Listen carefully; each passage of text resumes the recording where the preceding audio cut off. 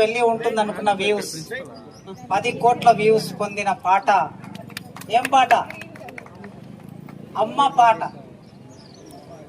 ఇప్పుడు ఆయన పాడతాడు, ఆయన నోటి నుంచి మీరు వింటారు. అంత అద్భుతమైన పాట. చాలా పాటలు రాశారు. అదేవిధంగా పుష్ప తెలంగాణ ఉద్యమంలో అంతకన్నా ముందు నుంచి దాదాపు 25 సంవత్సరాల నుంచి చూస్తున్నాను. పాట పాడుతూ తెలంగాణ సమాజాన్ని చైతన్యం చేస్తూ ఈరోజు మన ఆర్ట్స్ కాలేజ్కి వీళ్ళిద్దరూ ఆత్మీయ అతిథులుగా వచ్చారు. వారికి స్వాగతం పలుకుతున్నాను. ఉమెన్ ఎంపవర్మెంట్ సెల్ ఈ కార్యక్రమాన్ని నిర్వహిస్తుంది. ప్రతి సంవత్సరం బతుకమ్మ సంబరాలు, ఉమెన్స్ డే సెలబ్రేషన్, ఇలాంటి ఉమెన్ రిలేటెడ్ యాక్టివిటీస్కి సంబంధించిన కార్యక్రమాలని ఉమెన్ ఎంపవర్మెంట్ సెల్ అని ఒక సెల్ మన దగ్గర మన కాలేజీలో ఉంది. దానికి చైర్మన్గా Hindi department head professor Mayadevi గారు దానికి చైర్మన్గా ఉన్నారు. ఇప్పుడు ఈ సమావేశానికి వారే అధ్యక్షుడు. ఇక కమిటీ సభ్యులందరూ ఇప్పటి వరకు మీ ముందు ఆడినటువంటి కమిటీ సభ్యులు అందరూ కూడా ఈ కార్యక్రమంలో పాల్గొంటున్నారు. ప్రియమైన విద్యార్థులారా, అతి కొద్ది సమయంలోనే 2-3 రోజుల్లో డిపార్ట్మెంట్స్ నుంచి బతుకమ్మలను తీసుకొని రావాలి అని అంటే వెంటనే స్పందించి ఒక 7-8 డిపార్ట్మెంట్స్ బతుకమ్మలను తీసుకొని వచ్చారు. చాలా అద్భుతంగా. ఇప్పుడే పుష్ప చెప్తుంది, అన్నా నేను చాలా ఊళ్ళల్లో తిరిగి వస్తున్నాను. మొన్న 21 నుంచి ఊళ్ళల్లో కూడా ప్లాస్టిక్ పువ్వులు పెట్టి చేస్తున్నారన్నా, కానీ మీరు అన్నీ ఇక్కడ ఇవి మన గునుగు పువ్వులు ఎక్కడ దొరకట్లేదు, కానీ గునుగు పువ్వులు కూడా పెట్టి చేశారు మీ కాలేజీలో అని చెప్తూ ఉంది పుష్ప. ఆర్ట్స్ కాలేజ్ అనేది ఇంత అందమైన ప్రాకృతిక సౌందర్యం మధ్యన ఉండటమే కాదు, మా పిల్లలు అందంగా ఉంటారు, మా స్టాఫ్ అందంగా ఉంటారు, మా మనసులు అందంగా ఉంటాయి. రూపాలు మాత్రమే కాదు, మనసులు కూడా అందంగా ఉంటాయి, మనుషులు అందంగా ఉంటారు. ప్రకృతిలో ఏదైనా సరే మనం చేసే పని ద్వారా ఈ ప్రకృతి మనకు చాలా ఇచ్చింది, దానికి నష్టం చేయకూడదు. ఆ నష్టం చేయకూడదనే ఒక విధంగా నాన్ టీచింగ్, టీచింగ్ అందరికీ ఉన్నది. ఈ కార్యక్రమం చూడడానికి కూడా చాలా మంది వేరే కాలేజీ నుంచి వచ్చారు. ఆ క్రమంలో ఇవాళ ఈ కార్యక్రమం ఇంత పెద్ద ఎత్తున జరుగుతున్నది. మీ అందరికీ తెలుసు, గోరటి వెంకన్న కూడా బయలుదేరాడు ముఖ్య అతిథి. ఆయన ఒక 40 మినిట్స్లో ఉంటానని చెప్పి ఇప్పటికీ 20 మినిట్స్ అయింది. ఇంకొక 20 నిమిషాల్లో గోరటి వెంకన్న వస్తాడు. మేము నిన్న నుంచి భయపడుతున్నాం, వర్షం వస్తుందేమో, ఇంత పెద్ద ప్రోగ్రాం పెట్టుకున్నాం కనుక డిస్టర్బ్ అవుతుందేమో అని భయపడుతున్నాం. కానీ దేని మీద నమ్మకం ఉన్నా లేకపోయినా మనం చేసే పని మీద నమ్మకం ఉంటే, మన ఉదయం కల్మషం లేకుండా ఉంటే ప్రకృతి కూడా మనకు సహకరిస్తుంది అనడానికి చాలా ఉదాహరణలు ఉన్నాయి. యాన్యువల్ డే ముందు, మన కాలేజ్ యాన్యువల్ డే ముందు వరుసగా వారం రోజులు వాన కొట్టుడే కొట్టుడు. మన యాన్యువల్ డే యాక్చువల్లీ ఇక్కడ జరుపుకుందాం అనుకున్నాం, ట్యాగురేటోర్లకు వెళ్ళాం. తీర చూస్తే యాన్యువల్ డే రోజు వర్షం ఆగిపోయింది, అంటే మనకి ఇబ్బంది కలగకుండా. అదేవిధంగా 15th ఆగస్టు రోజు ముందు విపరీతమైన వర్షం ఉంది, జెండా ఎగురుతుందో లేదో అనుకున్నాం. కానీ 15th ఆగస్టు రోజు మార్నింగ్ 6 గంటల నుంచి వర్షం రావటం ఆగిపోయింది. ఇవాళ కూడా బతుకమ్మ కార్యక్రమం మొదలు పెట్టాం, ఇవాళ వర్షం ఆగిపోయింది.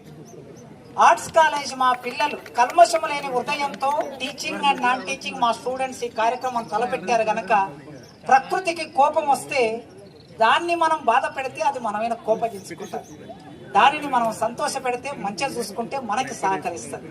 అలా ఈ ప్రశాంతమైన వాతావరణంలో మీ స్టమినా ఉన్నంత వరకు ఇంకా 2-3 కల్చరల్ యాక్టివిటీస్ ఉన్నాయి స్టూడెంట్స్వి. పుష్ప 1-2 పాటలు పాడి నాగరసాగర్ వెళ్ళాలి, ఎందుకంటే అక్కడ బతుకమ్మ కార్యక్రమంలో పాల్గొనాలి. మిట్టపల్లి నేను ఎమ్మెల్యే గారి వైఫ్ అని చెప్పదలుచుకోలేదు, ఎందుకంటే పుష్పకి ఒక ఐడెంటిటీ ఉంది.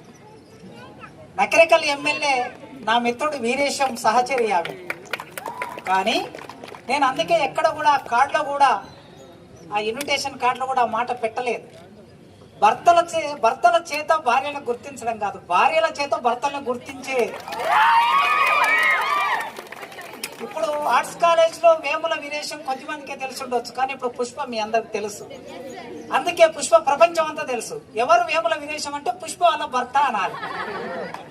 సో అందుకోసమే ఆమె కళాకారురాలుగా ఈ తెలంగాణ సమాజంలో చాలా రోజులుగా ఉన్నది. ఏమిటి బతుకమ్మ? బతుకమ్మ కథలు చాలా ఉన్నాయి. మీరు గూగుల్లోకి వెళ్ళి సెర్చ్ చేస్తే చాలా కథలు ఈ మధ్య కాలంలో కూడా పుట్టాయి. ఇప్పుడు నేను మా స్టాప్ తయారు చేసిన తర్వాత బతుకమ్మకి రూపం లేదు, కానీ మా వాళ్ళు ఏం చేశారంటే దానికి దుర్గామాతన ఎవరమ్మా గౌరమ్మని పెట్టేశారు.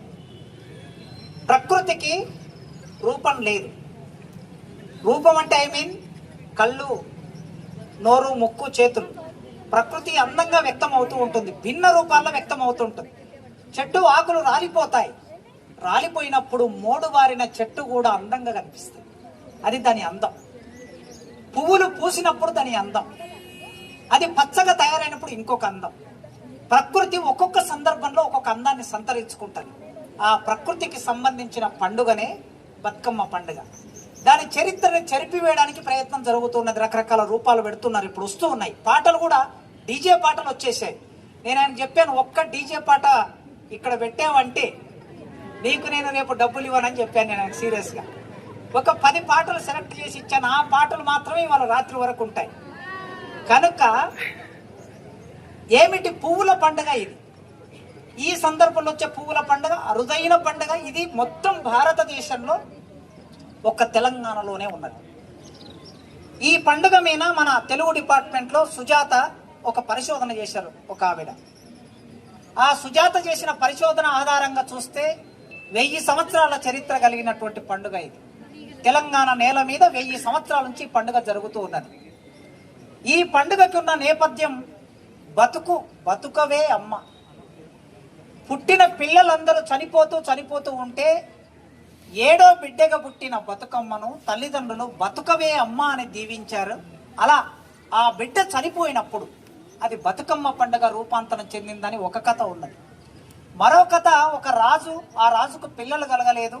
చాలా రోజులు రాజరాజేశ్వరి దేవి అంటే వేములవాడ చాళుక్య రాజు ఆయన వేములవాడ రాజేశ్వరిని పూజించటం మూలంగా బిడ్డలు పుట్టారని, ఆ బిడ్డ ఆ దేవుడి మహిమ వలన పుట్టింది గనక ఆ బిడ్డ బతకాలని దీవించారు గనక బతుకమ్మ అనే పండుగ వచ్చిందని మరో కథ ఉన్నది. కథలు ఎలా ఉన్నా, దానికి సంబంధించిన దైవత్వం ఎలా ఉన్నా, గ్రామాల్లో మా మహబూబ్నగర్ జిల్లాలో బతుకమ్మ లేదు ఒకప్పుడు, ఇప్పుడు వచ్చింది అనుకోండి. ఉత్తర తెలంగాణలో రంగారెడ్డి, మహబూబ్నగర్, నల్గొండ సగభాగం బతుకమ్మ పండుగ లేదు. ఉత్తర తెలంగాణలోనే బతుకమ్మ పండుగ ఉంటుంది ఎక్కువగా. ఇది తెలంగాణ ఉద్యమంలో ఒక అద్భుతమైన పోరాట రూపంగా ముందుకొచ్చింది. ఒక పండుగ పోరాట రూపంగా రావటం అనేది నాకు తెలిసి చరిత్రలో 2 పండుగలు. ఒకటి గణేష్ నిమజ్జనం అంటే గణేష్ వినాయక చవితి. బాలగంగాధర్ తిలక్, లాల్ బాల్ పాల్ అని అంటాం కదా, ఆయన బ్రిటిష్ వారికి వ్యతిరేకంగా యూత్నంతా సమీకరించడానికి, పోరాటం చేయడానికి ఆనాడు వినాయక ఉత్సవాలను తీసుకొచ్చాడు. అది ఒక పోరాట రూపంగా వచ్చింది. అది ఇప్పుడు ఇక ఎట్లా విస్తరించిందో మనందరికీ తెలుసు.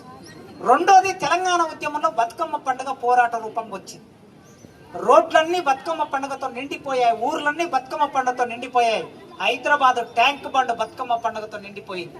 ఆంధ్ర వాళ్ళకి మన నిరసన వ్యక్తం చేయడానికి ఇది ఒక పోరాట రూపం. బతుకమ్మ పండుగ గురించి చరిత్రలో లేదు, పాఠ్యాంశం లేదు. నేను 8th క్లాస్ చదువుతున్నప్పుడు మా టెక్స్ట్ బుక్లో అట్ల తద్ది అని పాఠం ఉండే. అట్ల తద్ది పండుగ అనేది ఎన్నడూ ఎవరు జరుపుకోలేదు తెలంగాణలో, కానీ అట్ల తద్ది పండుగ ఉంది. ఈ అట్ల తద్ది ఆంధ్రలో జరుపుకుంటారు. ఆంధ్రలో జరుపుకునే పండుగ సిలబస్లోకి వచ్చింది, కానీ తెలంగాణలో కోట్ల మంది జరుపుకునే ఈ పండుగ ఆనాడు సిలబస్లో లేదు. ఇవాళ అది సిలబస్ అయ్యింది. ఎందుకు? తెలంగాణ వచ్చింది కనుక ఒక పోరాట రూపంగా వచ్చిన ఒక పండుగని ఆడబిడ్డలు సంతోషంగా జరుపుకునే పండుగ. మగపిల్లలందరూ పొలంకి వెళ్ళి, అడవికి వెళ్ళి రకరకాల పువ్వులను కోసుకొచ్చి ఆ తర్వాత ఇంట్లో ఆడపిల్లలు ఈ బతుకమ్మను పేర్చితే మళ్ళీ మగపిల్లలు వాటిని ఎత్తుకొని చెరువు దగ్గరికి వెళ్ళి ఆ చెరువులో వదిలి రావటం అనేది ఒక క్రమం. అది ఉత్పత్తి క్రమం. ఉత్పత్తిలో భాగంగా సరిగ్గా ఇప్పుడు మక్కలు ఇంకొక 15 రోజులు అయితే మక్క కంకులు వస్తాయి. ఇంకొక 20 రోజులైతే వరి చేను కూడా వస్తుంది. దాదాపు అన్ని పంటలు వచ్చే కాలం ఇది. ఈ అక్టోబర్, 15-20 వరకు అన్ని పంటలు వస్తాయి. పంటలు పూర్తి అయిన తర్వాత మానవ జీవితంలో ఉండే ఒక సంతోషం, నీళ్ళు వస్తాయి, పువ్వులు వస్తాయి, పంటల పనులు అయిపోతాయి. ఆ సంతోషాన్ని వ్యక్తం చేయడానికి బతుకమ్మ పండుగ రూపొందింది. తెలంగాణ సమాజంలోనే మొత్తం భారతదేశంలో ఏ రూపం లేకుండా రంగురంగుల పువ్వులతో రూపొందిన పండుగ ఇది. ఆ పండుగ ఆర్ట్స్ కాలేజ్ ముందు మనం అందరం ఇక్కడ జరుపుకుంటున్నాం. మళ్ళొక్కసారి 2 vice principals and chairman women empowerment సెల్కి, తర్వాత 2 ఆత్మీయ అతిథులు, మరో ముఖ్య అతిథి రాబోతున్నారు. ఇప్పుడు ఈ కార్యక్రమాన్ని కంటిన్యూ చేయవలసిందిగా మానస కోరుతున్నాను. ఇప్పుడు పుష్ప చేత మాట్లాడిస్తే ఆమె అటు వెళ్ళాలి, కొద్దిసేపు మాట్లాడి ఒక పాట కూడా వెళ్తాను.